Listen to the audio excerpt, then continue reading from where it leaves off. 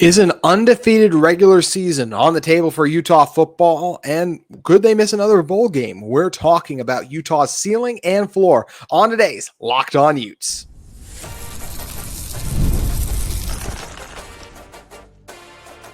You are Locked On Utes, your daily podcast on the Utah Utes, part of the Locked On Podcast Network, your team every day. Hello, everyone, and thank you for making Locked On Utes your first listen and view of the day. We are part of the Locked On Podcast Network, available wherever you get your podcasts, as well as on YouTube. If it's your first time joining this show, make sure you like and subscribe. Today's episode of Locked On Utes is brought to you by Monarch Money. You can take control of your finances with Monarch Money. Use code LOCKEDONCollege, all caps no space, at www.monarchmoney.com/LockedOnCollege for 50% off your first year with Monarch Money today. My name is JT Wistrcill, and on today's show, we're talking about Utah's ceiling and floor. We'll also talk about the ceiling and floor of some of the other Big 12 programs in the conference at the very end. But first, talking about the ceiling for Utah football and the ceiling and floor in general. This conversation was brought up by Front Porch Sports. Talked about them a little bit on yesterday's show, but basically, they're a college football account. They post rankings of teams, so they earn all kinds of just different stats and things, basically, or I shouldn't say stats, some stats, but more so just different rankings and compile different lists and data, basically. And this latest one they did has Utah, or it has every team in the country. It lists their ceiling and floor. So for Utah's ceiling, it's 12-0, and floor is 11-12.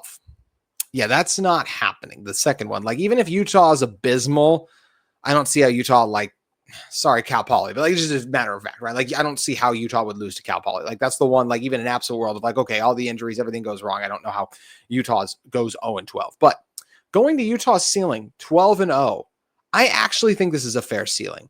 Is it a likely ceiling? I would say no, but I can absolutely see a world where Utah football does go undefeated in the regular season. There's a lot of talented pieces and things I like here. And it's a schedule that, yes, includes a lot of challenges, but the fact that you don't have to go on the road back-to-back weeks in Big 12 play, I do think is a big thing. Like, it's a big plus that this team has to deal with. Like, that it's a lucky thing this team has to deal with. It's hard to win on the road in college football, and especially like if you go on the road one week and you're beat up, it's nice to be able to stay at home for that next game and not worry about traveling incorporated in. And that's something that Utah football has on their schedule. So I do think that's good. I think the buys are placed at a good time for this Utah team, and everyone on Utah's schedule is incredibly vulnerable and beatable, in my opinion. Yes, and obviously, and there's several teams that could beat Utah, absolutely. But if we're saying, can Utah win 12 games, I truly believe they can. I can promise you this, when my record predictions come out, I am not going to say Utah football can go undefeated. But I cannot also sit here and say there is a 0% chance that Utah will go undefeated in the Big 12. Therefore, and yes, technically you can't say that about the other one, but like I just mentioned, like Cal Poly, that's such a drastic thing. Like, yes, if Utah was going to play at Ohio State this year, I'd probably say that the ceiling is not 12-0, right? Like, I don't think I'd say that. But you look at these opponents, like, there is no games on here that Utah can't win. Like, Utah can beat everyone on their schedule. And let's go game by game really quick, right? UCLA week 1 on primetime Fox, or not primetime because it's 11 p.m. Eastern time, but you get Nico Iliamava, the quarterback at Tennessee, who transfers to UCLA. It's a new offensive coordinator. It's a new quarterback. Sure, it's at the Rose Bowl, but that was not a great Big Ten team last year. And there's just a lot of new pieces for the Bruins there that could they win that game? Of course. But I look at Utah's strength in the trenches. The Bruins do not have a great offensive and defensive line. And I just think it's going to take time for Nico and this team, this group, to come together, especially because they didn't have spring ball, all the new pieces, all the new parts. And I do expect Utah to win that first game, right? After that, I mentioned Cal Poly already.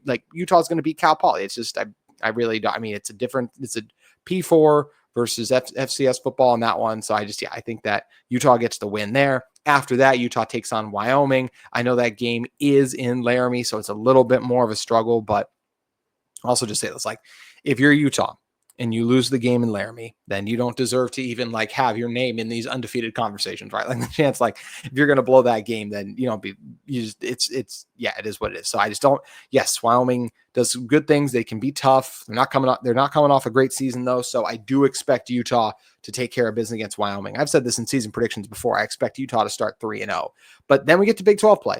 And this is absolutely where things get, okay, ramp up, get a little bit tougher for sure. Because right away you get Texas Tech at home. Tech, we had Chris Level of Locked On Texas Tech earlier on this week, right? That's a one of the best transfer portal building teams in the country. They have a lot of things working for them. I think a lot of people are going to have them ranked inside the top 25. The fact this game is at Utah, I think, is massive for Utah. So I look at that one against Tech and I go, okay, that's a game where I feel like Utah is going to be favored in that one. It's going to be a tough win, but it's absolutely one they can win. And I think they should win. I do think they should start the season with a win against Tech.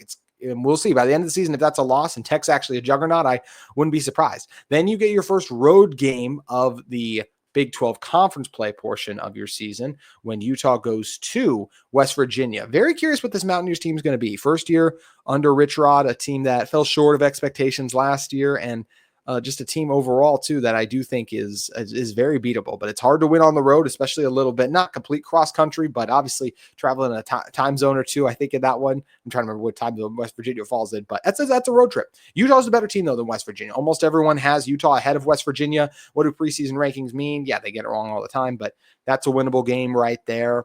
Even in Arizona State, right? Like that's going to be incredibly tough to beat the Sun Devils with the year they came off of, but Kenny Dillingham and his squad, last time they came up to Salt Lake City, they lost 55-3.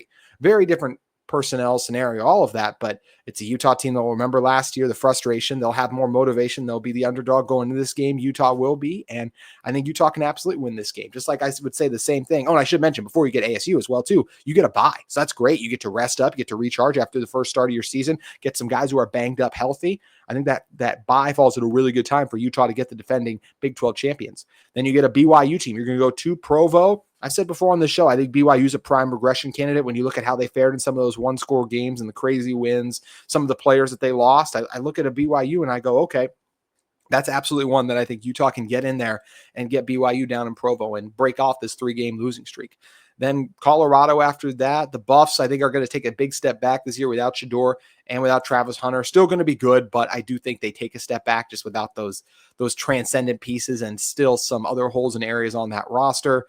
Speaking of holes and areas on just rosters, Cincinnati would be another one. They're not one of the best. They are the worst team in Big 12 play, in my opinion, that Utah faces. So I expect Utah to win that one at home. And Utah gets Colorado and Cincinnati at home, which is big. And then you get a bye before what, in my opinion, is the toughest, I would say right now, the toughest stretch of the season for Utah. When you go at Baylor, Kansas State at home, then at Kansas. And the Kansas one being a shorter week, too, because it's on Friday, November 28th. That will be the hardest stretch for Utah to finish the year 3-0. But Baylor's a team, too, last year. We're just a year removed from them. Talk about firing Dave Aranda, right? So they are incredible. I look at them and I go, that's a vulnerable Baylor squad still. Like they were good last year, but Utah still beat them last year. In fact, they beat them 3 years in a row. The last time they went down to Waco. Sawyer Robertson's good. They got some nice pieces, but they're in a very similar tier as Utah. So is a Kansas State. I like Avery Johnson. I like the program that Coach Kleinman has built over there, but that's not an unwinnable game. And Kansas as well, too. On the road will be tough. I think the Jayhawks are a bounce-back candidate like Utah, a team that wasn't great in one-score games that I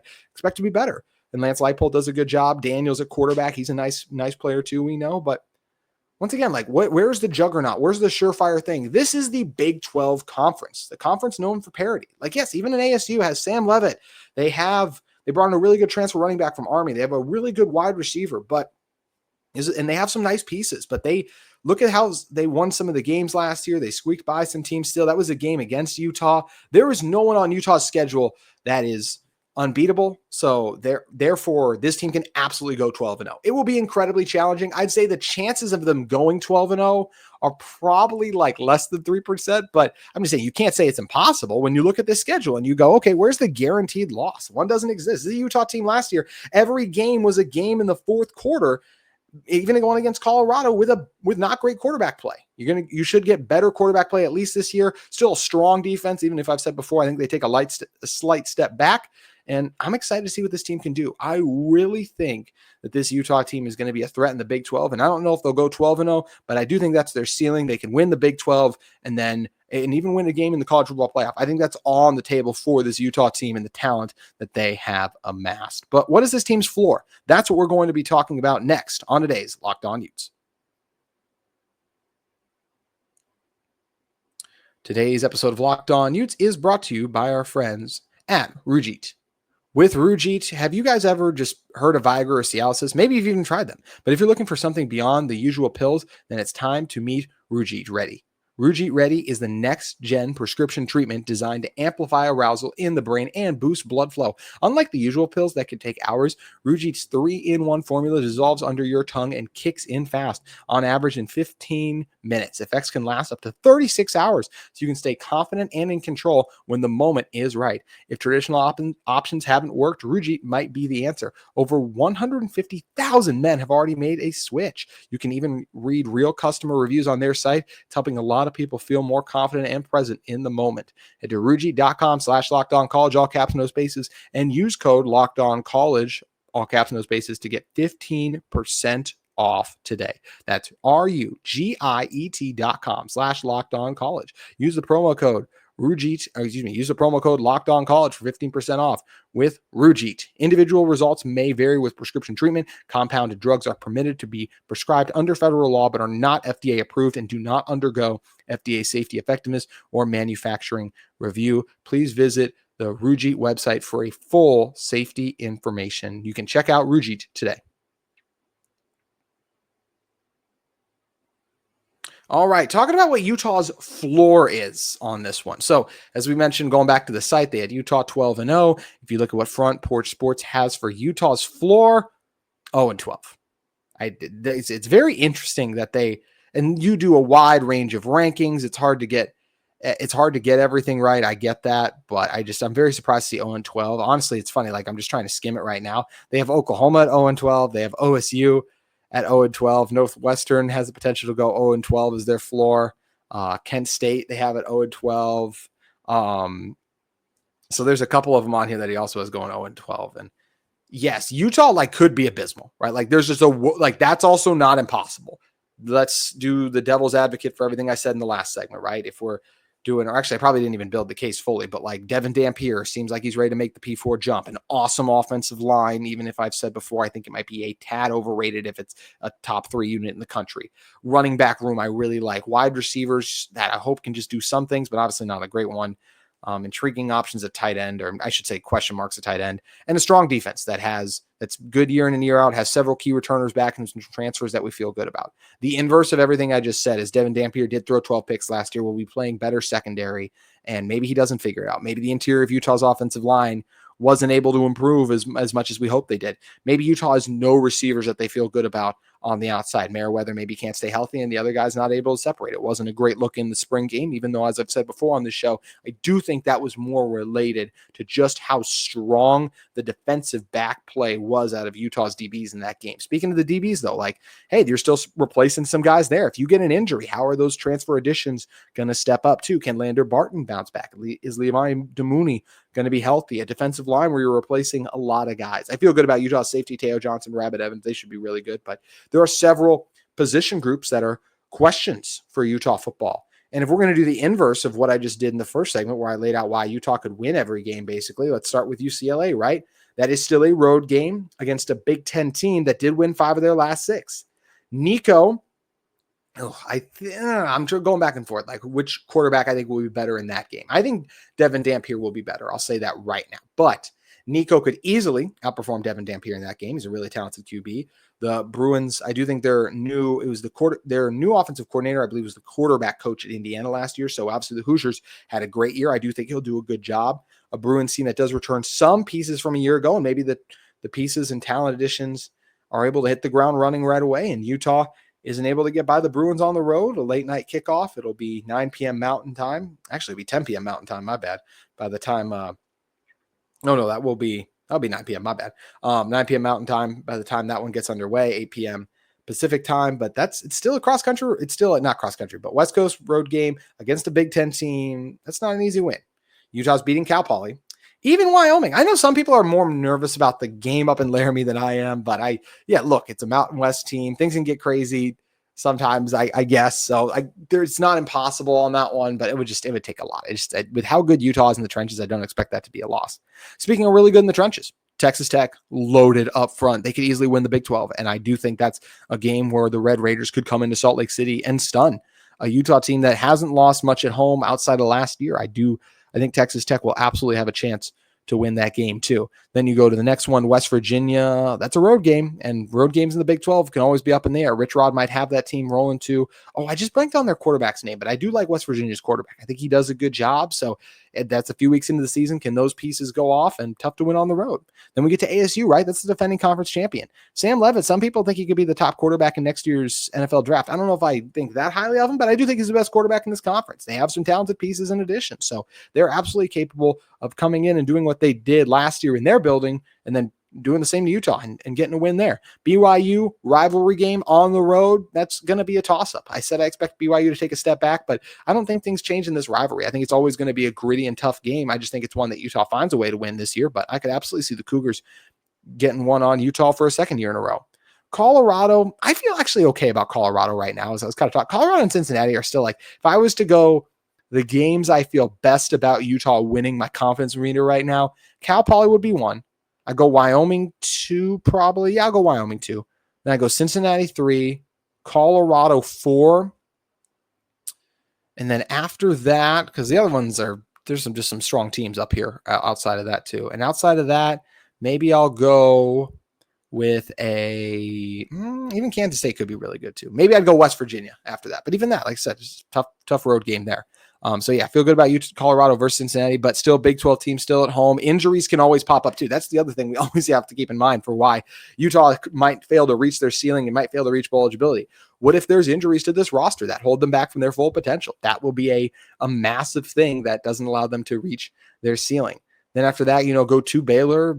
Phil Steele had Baylor as his pick to win the Big 12. He has them highest ranked of any team in the conference. That's a Baylor team that can be really good too. It's tough to win on the road in conference play. And you could say the same thing about that Kansas game, final week of the season. And Kansas State is one of the top programs in the conference too. They get the national spotlight early. I was playing Iowa State at Farmageddon, which I'm excited to watch that game and can't wait till we get college football back. But that's another one too, right? Where that's a Wildcats program. They've done a really good job. They thought they were going to be a force in the Big 12 last year. They took a step back like a Utah. They want to make that jump back. There's tons of programs here, right? Texas Tech, Baylor, Kansas State, Kansas, all feel like, hey, like we were in the Big 12 before the BYUs, the Arizona States, the Colorados, the Utahs. Like this was supposed to be our conference to control.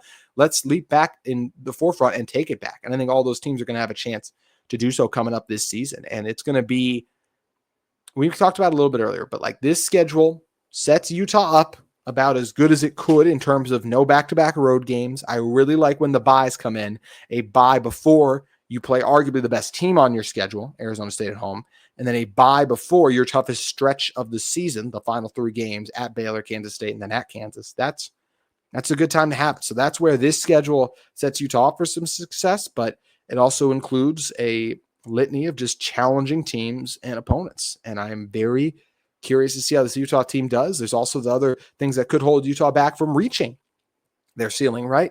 Does Jason Beck's offense, does it translate right away? Or does Utah have a setback there, right? Is this a Utah team that the transfer pieces won't fit together, won't work together? They'll have some of the things I mentioned for UCLA. That could obviously happen to Utah where things don't click right away. So that's another thing to keep in mind when you're talking about this too.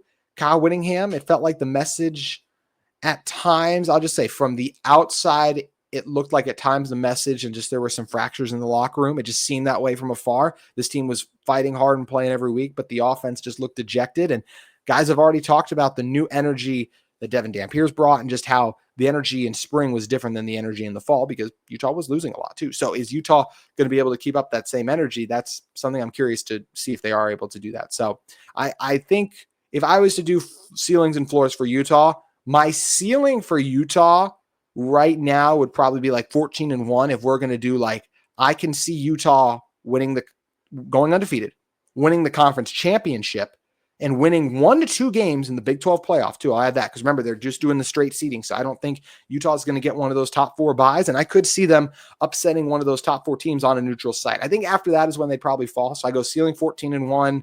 And the floor for Utah, to me, is they win 4 games. Like that's the floor. It's like they're 4-9.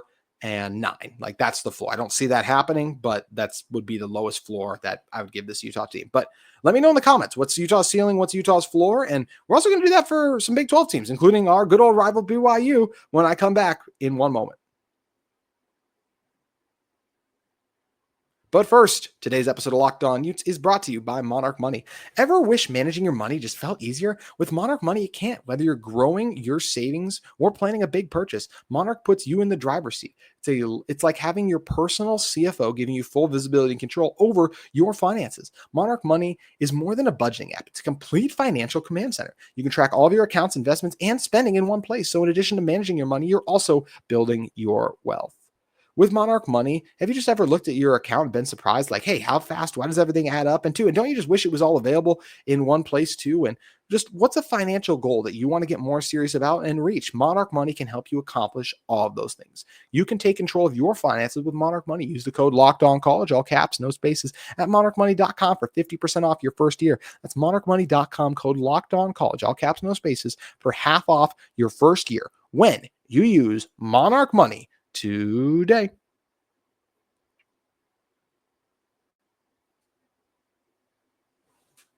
All right, ceiling and floors for some of the other Big 12 teams. We're just going to go through Front Porch Sports list and talk about the other Big 12 teams' ceiling and floor. So he has Arizona at 9-3 as the ceiling.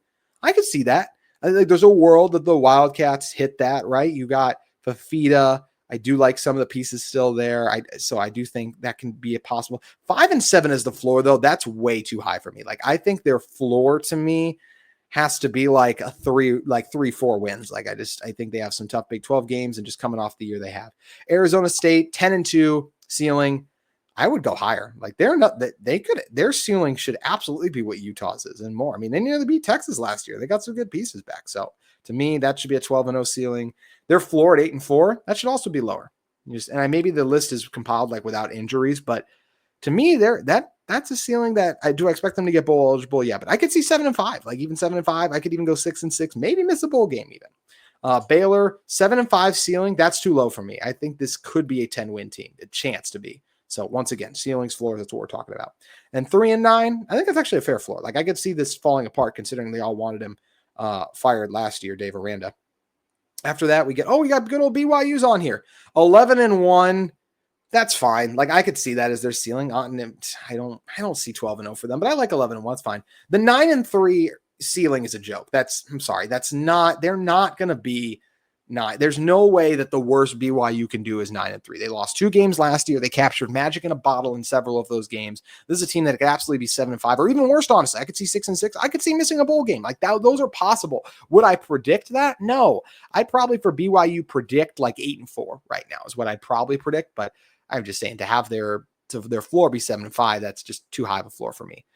Cincinnati 7-5. Yeah, that's probably a fair ceiling, honestly, for the Bearcats. 3-9 floor. I think there's a chance they could be a little lower, but that's a little harsh. So after that, scanning the list, ceiling 5-7.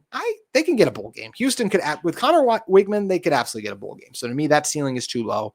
I would have them at 7 wins, probably personally, as the ceiling. Do I think they'll hit that? Probably not, but I think they have a really good chance to get 6-6 at least. Floor 1-11. I don't know if it'll be that bad. I'd give them at least 3 wins on the season. After that, we got to keep it rolling. Iowa State, they have on here at 10-2 is their ceiling. I could see that. I think the Cyclones could be even higher. Like, Kansas State ceiling is 11-1. I could easily give that to Iowa State. Actually, you could see Iowa State being undefeated. Like, predict it? No. But just once again, like, what's the best they could do? I think you go higher. 6-6 is a good floor for them. Kansas State's floor is 8-4. Wow. Front Porch Sports is very high on Kansas State. I am not as high. I just didn't love everything I saw from Avery Johnson. So that is too high for my liking. We are scrolling. OSU 12-0 ceiling.